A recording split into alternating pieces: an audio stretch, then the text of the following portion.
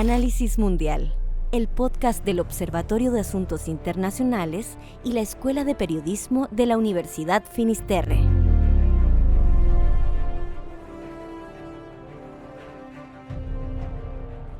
Hola, ¿qué tal? Bienvenidos a un nuevo episodio de Análisis Mundial. Soy Luis Lira y hoy día tenemos dotación completa. Estamos junto a Alberto Rojas, director del Observatorio de Asuntos Internacionales. Hola Luis, ¿qué tal? Y Vanessa Cárdenas, investigadora también del Observatorio. Un gusto estar con ustedes.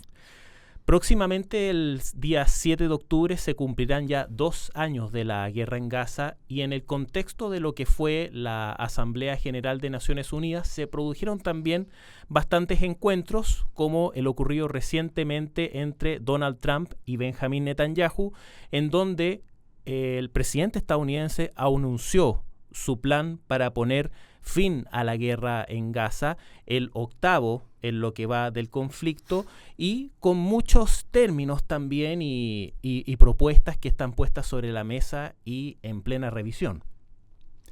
Sí, lo cierto es que este plan de 20 puntos que se ha dado a conocer es bastante llamativo, básicamente porque en primer lugar establece una ventana de 72 horas para que Hamás lo acepte o no. Y si no lo acepta, él en esa conferencia conjunta entre Trump y Netanyahu, el presidente de Estados Unidos dijo que si Hamás no aceptaba, iba a dejar que el primer ministro terminara la tarea. Lo dijo en esos términos como bien coloquiales, que significaría continuar con la ofensiva militar sobre Gaza. Esto en función de devolver a los secuestrados, vivos y muertos. Y a partir de ahí se abriría un escenario bastante llamativo, por decirlo de alguna manera, que involucraría en primer lugar una junta en donde estaría Trump, estaría el ex primer ministro británico Tony Blair y al parecer otros mandatarios o exmandatarios. Hay que decir que este documento de 20 puntos es bastante general, es bastante ambiguo, impreciso incluso en muchos aspectos, sobre todo cuando habla, por ejemplo, de la creación de una fuerza multinacional de paz, que implicaría el aporte de tropas por parte de diferentes países, fundamentalmente de Medio Oriente. Cuando se habla del futuro de Gaza, respecto de su reconstrucción, las cosas que van quedando claras es que al menos en ese plan se plantea que los gazatíes no abandonan Gaza, como en algún momento se habló, que podían ser desplazados hacia Egipto y Jordania, es decir, los gazatíes se quedan, Gaza va a ser reconstruida en todo sentido, y que además se busca que sea o se convierta en una especie de polo de atracción de inversión extranjera. Un poco en la línea, no sé si de este video que se hizo con inteligencia artificial, que mostraba a Gaza como una especie de riviera, pero también habla acerca de la posibilidad o el hecho de que Hamás no puede estar o formar parte de un gobierno, aunque sea interino, transitorio, que se da amnistía a los miembros de Hamás, que pueden también los que quieran abandonar Gaza y habrá paso seguro. Es decir, es un documento que tiene muchos contenidos, insisto, varios de ellos son todavía muy imprecisos, pero entre ser optimista y ser pesimista prefiero ser realista. Y como tú bien decías, Luis, es el octavo plan que se pone sobre la mesa. Pareciera que tiene mejores perspectivas de avanzar, pero todo está condicionado a la respuesta de Hamás que todavía no se tiene. Sí, yo creo que este punto es muy importante, Alberto, lo que dices, le quita todo poder político a Hamás. Así es. Y no hay que olvidar que dentro del grupo de palestinos sus líderes tienen intereses políticos, que este mismo conflicto posicionaba a Hamás de alguna manera con cierta rivalidad con la Autoridad Nacional Palestina que está en Cisjordania, y eso lo hace muy complejo para que lo puedan aceptar de manera tan fácil. Ahora, también hay grupos muy radicales dentro del gabinete de Netanyahu que tampoco están de acuerdo con esto. Entonces, es un paso, pero en realidad puede ser saboteado en cualquier momento porque es la apertura para negociar. O sea, no va a ser el fin de la guerra como tal. Sí implica un cese al fuego. Creo que algo muy importante es que de manera inmediata podría acceder la ayuda humanitaria, pero faltan varios pasos, es decir, faltan las leyes secundarias, digamos, de cómo va a evolucionar cómo va a ser la negociación para la salida de los rehenes, para la salida de Hamás, y son pues dos fuerzas muy sensibles hasta el día de hoy, que cualquier cosa puede hacer que retrocedan. Es decir, que Netanyahu haya dicho que lo acepta, no quiere decir que necesariamente es que quiera poner fin inmediatamente a la guerra, y bueno, la experiencia pesa más que la esperanza y las negociaciones han sido muy, muy complejas. Pero bueno, pues tenemos algo que en el horizonte de los diferentes acuerdos, cuando Joe Biden quedó en este intercambio de rehenes, tardaron 8 meses casi en concretarlo. Entonces, en este horizonte de intentos fallidos o a medias, parece que es uno de los que ha sido más aceptado o que no tuvo un rechazo inmediato como en los acuerdos pasados. Claro, y el gran paraguas en el que se da este acuerdo tiene que ver con la promesa de campaña de Trump de, en primer lugar, no meter a Estados Unidos en un nuevo conflicto armado y también garantizar la paz tanto en Medio Oriente, donde el presidente estadounidense ha puesto todas sus fichas frente a la opción de Ucrania, que se ha ralentizado muchísimo más desde este último hito que fue el encuentro entre Trump y Vladimir Putin en Alaska. Por lo tanto, cierto, aprovechando también esta semana de Asamblea General de Naciones Unidas, en donde se ve que Benjamín Netanyahu se quedó varios días, y de hecho es la 4ª visita de Netanyahu a Estados Unidos desde el 20 de enero, desde que Trump regresó al poder.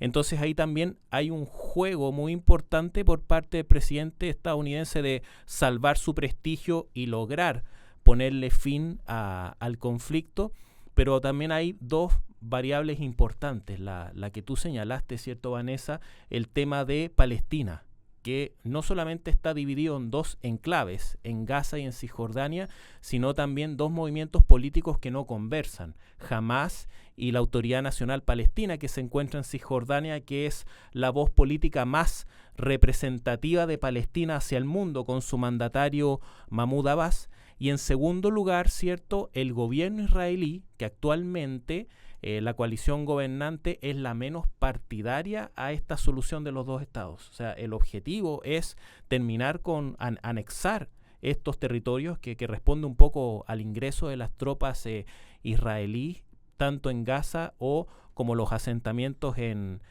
Cisjordania. De hecho, bien lo mencionabas tú, el ministro de Finanzas, Bezalel Smotrich, de Israel, dijo que esto lo veía con malos ojos porque era la oportunidad de sacarse las cadenas de Oslo, que fueron precisamente los acuerdos de Oslo en donde Israel y Palestina han estado más cerca de lograr un acuerdo, ¿cierto? Esto firmado por los laboristas israelíes, que se truncó con el asesinato del primer ministro Isaac Rabin, y luego viene una época de mayor polarización en el comienzo del siglo XXI y un distanciamiento en ambas posiciones. Ahí me parece importante señalar que estamos hablando de un primer paso en términos de poner fin a esta guerra que comienza el 7 de octubre con el ataque de Hamás en contra de Israel. Hay entusiasmo en torno a reflotar la solución de los dos estados, pero eso es algo tan complejo que se ve difícil que esto permita avanzar rápidamente hacia ese objetivo. Me parece que todavía falta mucha agua que pase bajo muchos puentes antes de entrar a poder conversar de nuevo sobre la solución de los dos estados. Hay que ver cómo se desarma, cómo se desmantela Hamás. Hay que ver cuánto tiempo, cuántos años va a tomar reconstruir Gaza, y mientras tanto, qué es lo que va a pasar. Volvemos al escenario que teníamos prácticamente en 1993, que era el de un potencial Estado palestino dividido en dos territorios que no están conectados. Y eso también hace difícil una gestión política administrativa. Israel probablemente no va a permitir algún tipo de autopista o territorio que conecte ambas zonas, ¿verdad? Gaza y Cisjordania, porque eso parte Israel en dos, de norte a sur. Entonces, me parece que sí, aquí hay muchas esperanzas puestas, pero se necesitan hechos concretos. Y creo que el primer paso sería finalmente poner fin al conflicto y la liberación de los rehenes.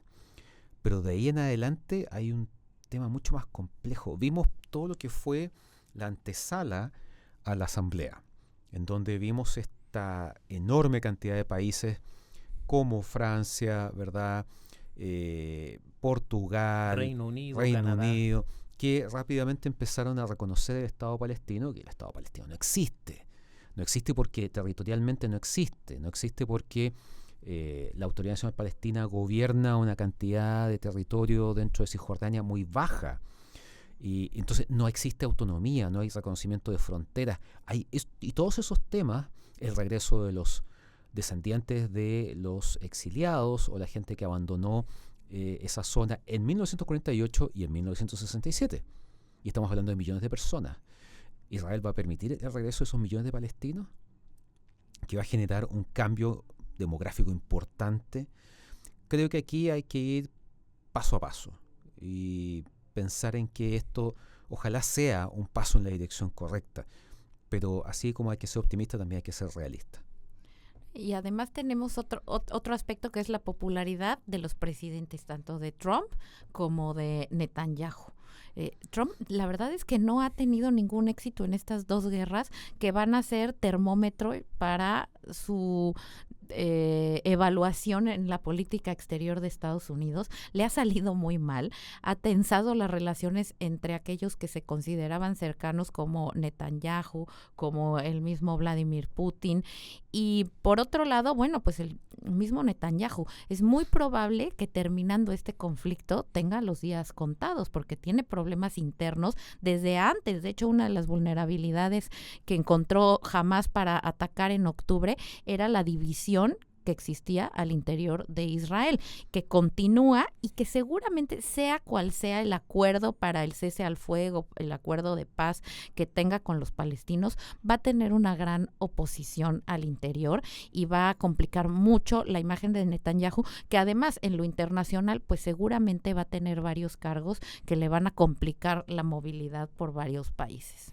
Precisamente, y el contexto en que empieza el ingreso de Hamás a Israel el 7 de octubre era precisamente en un marco de protestas de la sociedad civil, ya que se encontraba en marcha una propuesta para cambiar el sistema legal y modificar el poder judicial israelí, que tradicionalmente ha estado por sobre el Ejecutivo, por lo tanto, cierto, es el garante de las libertades de las personas. Eso visto para el ciudadano israelí más abierto, más progresista, pero en estos momentos, cierto, como Benjamín Netanyahu se le han acabado los socios para gobernar. Por lo tanto, su partido, el Likud, echó mano a los partidos más ortodoxos, más nacionalistas, y por lo tanto eran partidarios de derogar esta ley para evitar este enfoque del poder judicial como garante de las libertades de los ciudadanos israelíes, que tiene que ver con temas de la agenda LGTB, temas de más liberales que siempre chocan con los temas religiosos. Entonces, ya Netanyahu, que incluso estaba acusado de corrupción, tenía una impopularidad muy grande, y muchos también han visto al alargar este conflicto como tiempo que gana Benjamín Netanyahu para mantenerse en el poder. Y también, volviendo al tema del acuerdo, ¿cierto? Trump deja la pelota también en el lado del mundo árabe, donde, ¿cierto?, solicita esta coalición y busca el acuerdo de los países que están en la región. Todavía no hay una confirmación, pero aparentemente Jordania ha dado su ok, Arabia Saudita, Emiratos Árabes, ¿cierto? Turquía, que no forma parte precisamente pero sí es una puerta de conexión entre distintos mundos. Recep Tayyip Erdogan, que acaba de tener una excelente reunión con Trump, logró acuerdos también para la compra de aviones. Dijo, lo que usted diga, señor Trump. Y también llama mucho la atención, ¿cierto? Hay una frase muy sabia que dice, no hay que dar por muerto a las personas en política. Y ahí el sistema internacional, ¿cierto?, es muy generoso en ofrecer trabajos a personas que lo necesiten, y el retorno de Tony Blair, que muestra en sus credenciales, ¿cierto?, su labor en la guerra en Irak y el diálogo que él puede ofrecer con el mundo árabe. Es que este acuerdo además recuerda el acuerdo que ya habían hecho los saudíes con Francia y el que había hecho Tony Blair. Entonces, creo que por eso tuvo tanta aceptación, porque todos se sintieron identificados ahí en ese acuerdo. Es interesante lo de Tony Blair porque en el fondo hacía tiempo que no se le veía. Sabemos que después de que se alejó de la política se dedicó a dar conferencias por el mundo y cobrar importantes honorarios. Pero lo que tú mencionabas es también relevante, el hecho de que Tony Blair es una figura que se asocia a la guerra, a la invasión a Irak en 2003 y que tiene un estigma muy profundo, ya que la justificación estadounidense para invadir Irak era el argumento de que el régimen de Saddam Hussein tenía armas de destrucción masiva, cosa que a la vuelta del tiempo se descubrió que no era así. No solamente no tenía, sino que en el fondo hubo una manipulación comunicacional, digamos, para justificar esa invasión. Entonces, la sensación es que esa fue una guerra que se construyó sobre mentiras. Y eso es algo que está persiguiendo permanentemente a Tony Blair. Ahora, eso no le quita méritos respecto de su capacidad. No hay que olvidar que él está detrás también de los acuerdos de Viernes Santo de 1998 que permitieron lograr la paz en Irlanda del Norte y el desarme y el desmantelamiento del IRA, del Ejército Revolucionario Irlandés. Así que yo creo que aquí lo que queda es dar oportunidades, ver cómo esto avanza en la medida que no existe tampoco otra opción. No hay otro plan en desarrollo, no hay otras propuestas y Trump parece bastante entusiasmado con esto y tomando en cuenta el mundo en el que estamos viviendo, no queda otra que, bueno, decir, aceptemos esto es lo que hay y ver cómo avanzamos. Yo creo que es muy importante el tema de el alto al fuego, por lo menos en lo que negocian, ya sea que sí se llegue a firmar un acuerdo de paz o no, pero que esto le dé un respiro al pueblo palestino y que sea una ventana para que salgan todos esos rehenes que en los últimos bombardeos, pues el mismo Hamás ya no sabía dónde habían quedado, ¿no? O sea, una cuestión muy trágica. Exactamente, es cierto. Las últimas noticias fueron que Hamás ya recibió el documento. Exacto. Ahora tiene que responder en algún momento y ver, y de ahí empezar a hacer proyecciones, ¿cierto? Mientras tanto, continúa la ofensiva israelí en Gaza, ¿cierto? El movimiento de palestinos, sobre todo hacia la zona sur del enclave, eso se mantiene en pie. Hay que ver la respuesta y lo que vaya sucediendo las próximas semanas. Nada, seguiremos entonces atentos a eso y veremos cómo evoluciona. El tiempo está corriendo. Hamás es el que tiene la respuesta a esto y habrá que ver qué es lo que finalmente decide. Ha habido varios trascendidos y fuentes relativamente confiables que dicen que Hamás estaría dispuesto a aceptar esto.